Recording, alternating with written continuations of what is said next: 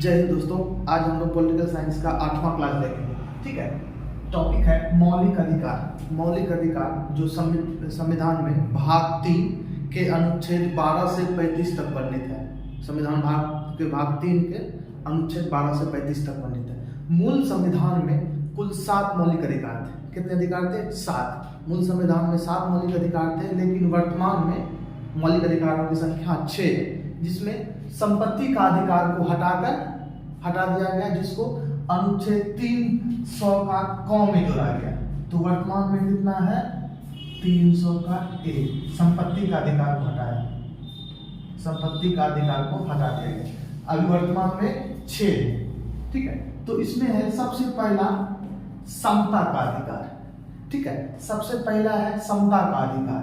ठीक है, समता का अधिकार, समता का अधिकार कहिए या समानता का अधिकार कहिए। दूसरा स्वतंत्रता का अधिकार। तीसरा शोषण के विरुद्ध अधिकार, धर्म की स्वतंत्रता, शिक्षा का अधिकार, उसके बाद संविधान के उपचार का अधिकार। कुल 6 है। आज हम लोग 4 पढ़ेंगे, फिर अगले क्लास में शेष 2 का करेंगे। ठीक है, तो पहला है समता का अधिकार। समता का अधिकार अनुच्छेद, संविधान के अनुच्छेद 14 से 18 तक में वर्णित है। ठीक है, इसमें देखेंगे पहला है अनुच्छेद 14। अनुच्छेद 14 परीक्षा के दृष्टिकोण से काफी महत्वपूर्ण है ये अनुच्छेद। ठीक है, तो ये है विधि के समक्ष सभी समान। ठीक है, भारतीय संविधान में कानून के समक्ष सभी व्यक्ति समान है, चाहे वह कोई राजा रहे या कोई रंक रहे, कोई गरीब रहे, कोई अमीर रहे, इससे मतलब नहीं है। उसका एक वोट का मान एक है, मतलब सभी क्या है? समान है। देश के सभी नागरिक का समान है, कानून के समक्ष सभी व्यक्ति समान है। ठीक है, ये है अनुच्छेद 14। हम लोग पृष्ठभूमि में ही देख लेंगे। ये जो है पहला समता का अधिकार, इसमें टोटल 14 से 18 तक में समानता वर्णित है। ठीक है, अनुच्छेद ये क्या है? समानता वर्णित है। ठीक है, अब देखेंगे अनुच्छेद 15। अनुच्छेद 15 इसमें है धर्म, जाति, लिंग, संप्रदाय के आधार पर भेदभाव निषेध। ठीक है, हम किसी भी धर्म को का भेदभाव नहीं कर सकते। ठीक है, या किसी जाति के आधार पर भेदभाव नहीं कर सकते। ठीक है, एक याद रखेंगे कि भारतीय संविधान में, ठीक है, सरकार का कोई निश्चित धर्म नहीं होगा। ठीक है, सरकार का कोई निश्चित धर्म नहीं होगा। 1976 में, ठीक है, 42वें संविधान संशोधन 1976 के अनुसार उद्देशिका में धर्म निरपेक्षता या कहिए पंथ निरपेक्षता शब्द जोड़ दिया गया। ठीक है, लेकिन सरकार का कोई धर्म नहीं होगा।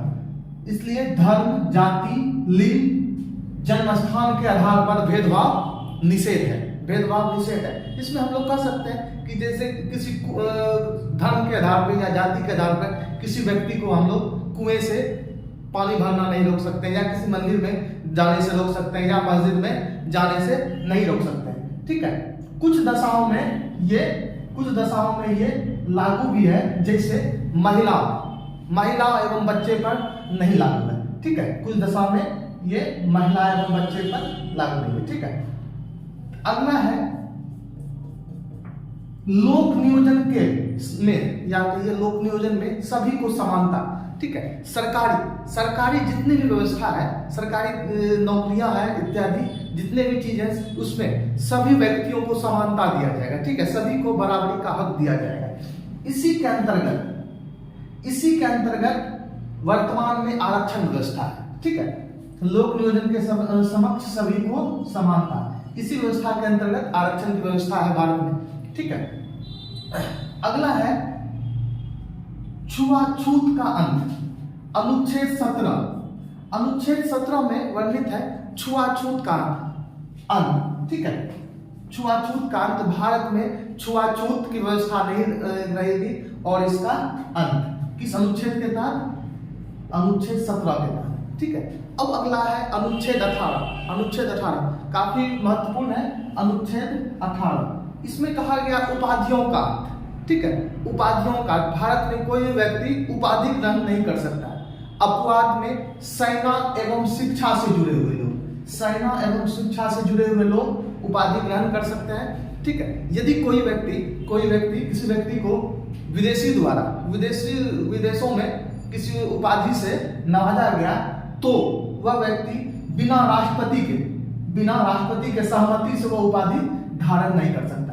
ठीक है, तो ये था समता का अधिकार अनुच्छेद 14 से 18। ठीक है, इसमें क्या था कि 14 में विधि के समक्ष सभी समान, 15 में क्या था धर्म जाति लिंग के आधार पर भेदभाव निषेध। ठीक है, 16 था लोक नियोजन के समक्ष सभी समान।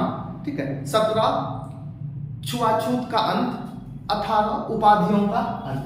ठीक है, ये यहां तक में आ गया समता का अधिकार। दूसरा अनुच्छेद 19 से पहले ये जो है पहला समानता का अधिकार मौलिक अधिकार में, दूसरा स्वतंत्रता का अधिकार। इसमें स्वतंत्रता का अधिकार में अनुच्छेद 19 से 22 तक वर्णित है। ठीक है, अनुच्छेद 19 से 22 तक वर्णित है। ठीक है, अनुच्छेद 19 से 22 तक। इसमें एक तरह से पहला स्वतंत्रता का अधिकार में अनुच्छेद 19 देखते हैं। अनुच्छेद 19 में 6 तरह का स्वतंत्रता हमें, अनुच्छेद 19 में 6 प्रकार का स्वतंत्रता। पहला बोलने एवं अभिव्यक्ति की स्वतंत्रता। ठीक है, हम सरकार के समक्ष अपना राय किसी प्रकार से रख सकते हैं। ठीक है, विधि संगत रूप से सरकार के समक्ष अपनी बातें रख सकते हैं, यह हमारी स्वतंत्रता है। ठीक है, दूसरा सम्मेलन करने की। ठीक है, सम्मेलन करने की स्वतंत्रता। तो हम लोग सरकार का या प्रशासन का शांतिपूर्ण ढंग से विरोध कर सकते हैं। ठीक है, शांतिपूर्ण ढंग से विरोध कर सकते हैं, ये हमारा संवैधानिक अधिकार है, मौलिक अधिकार है। ठीक है, दूसरा हो गया सम्मेलन का अधिकार। तीसरा संघ बनाने का अधिकार। ठीक है, हम देश के लोग या छात्र शिक्षक कोई भी अपना संघ बना सकता है। ठीक है, यह हमारा मौलिक अधिकार है, इससे कोई हमें बाध्य नहीं किया जा सकता है। ठीक है, चौथा है संचरण का अधिकार।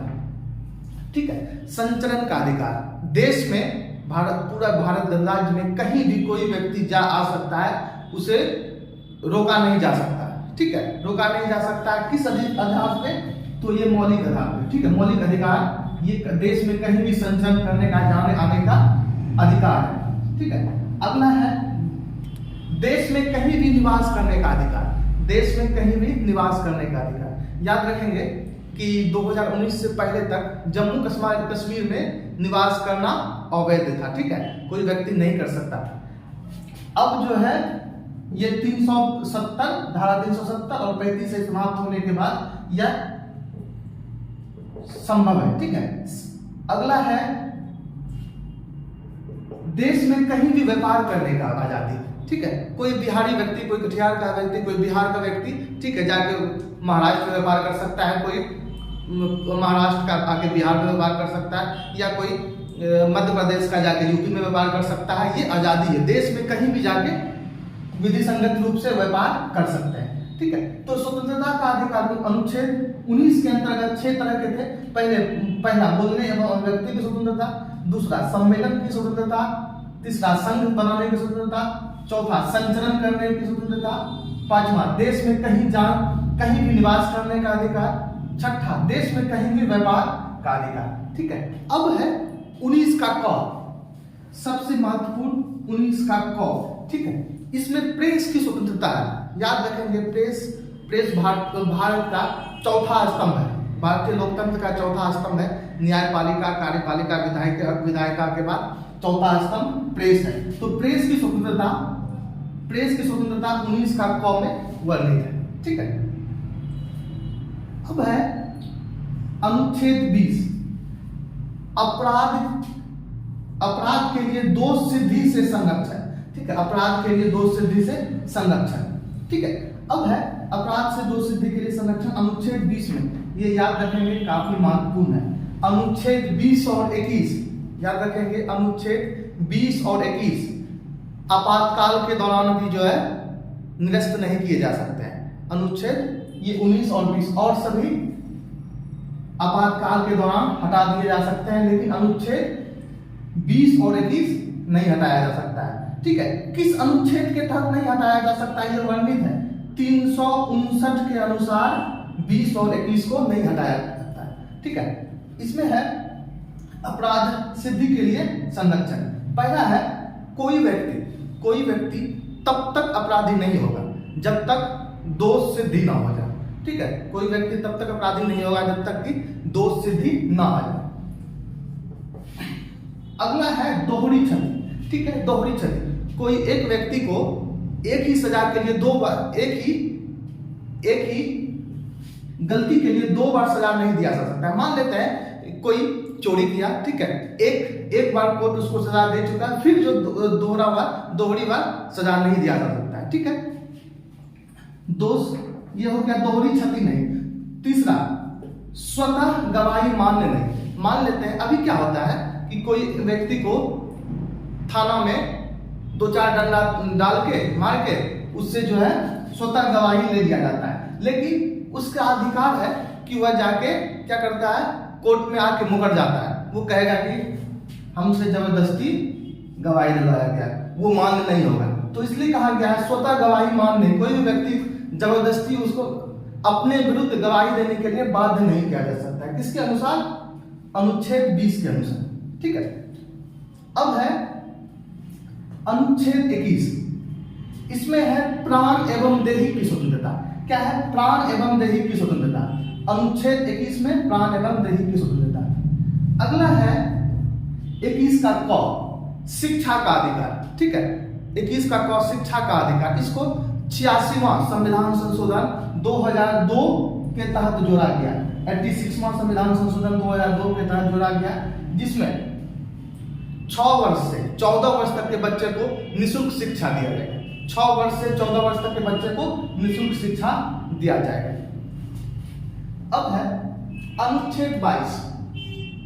ठीक है, कुछ दशा में गिरफ्तारी और निरोध से संरक्षण। ठीक है, मान लेते हैं किसी भी दोष के लिए किसी व्यक्ति को गिरफ्तार कर लिया गया, तो सबसे पहले उसका कुछ अधिकार होता है। उसका 3 अधिकार है। ठीक है, कुछ दशा में गिरफ्तारी से निरोध संबंधी 3 अधिकार है। पहला कि गिरफ्तारी इसका, ठीक है, उचित कारण बताया जाएगा। पुलिस के द्वारा यदि उसे गिरफ्तार किया जाता है, ऐसा नहीं कोई पगला को पकड़ा उठा लिया, ऐसे नहीं होगा। ठीक है, तो सबसे पहले यदि उसे पकड़ा गया तो वारंट के साथ पकड़ा जाएगा और किस धारा में किस गुनाह के कारण उसको गिरफ्तार किया गया वो बताया जाएगा। ठीक है, दूसरा कि उसको कोई वकील, अपने मनपसंद का वकील से सलाह लेने की छूट दिया जाएगा। ठीक है, मनपसंद वकील से सलाह लेने का छूट दिया जाएगा। दूसरा और तीसरा अति महत्वपूर्ण, ठीक है, अति महत्वपूर्ण कि 24 घंटे के अंतर्गत किसी बगल के न्यायालय में उसे समर्पण करवाना होगा, जाके पहुंचाना होगा। ठीक है, न्यायालय के समक्ष। अब मान लेते हैं प्रश्न आता है कि किसी व्यक्ति को कोई व्यक्ति कटिहार पुलिस द्वारा कोई व्यक्ति को जाके मुंबई में गिरफ्तार कर लिया गया, तो क्या 24 घंटे में संभव है लाना? नहीं। ठीक है, तो क्या किया जाएगा कि रास्ते में 24 घंटे में जहां जो भी न्यायालय पड़ेगा तो वहां पे उसको आके न्यायालय के समक्ष दिखाना पड़ेगा कि ये आदमी मेरे साथ है और आगे भी रहेगा। फिर जहां कटिहार आएगा फिर यहाँ पे आके समर्पण कराना पड़ेगा 24 घंटे। ठीक है, उसके बाद आगे। ठीक, अगला है शोषण के विरुद्ध अधिकार, अनुच्छेद 23-24 में। ठीक है, अनुच्छेद 23 से 24 में शोषण के विरुद्ध अधिकार।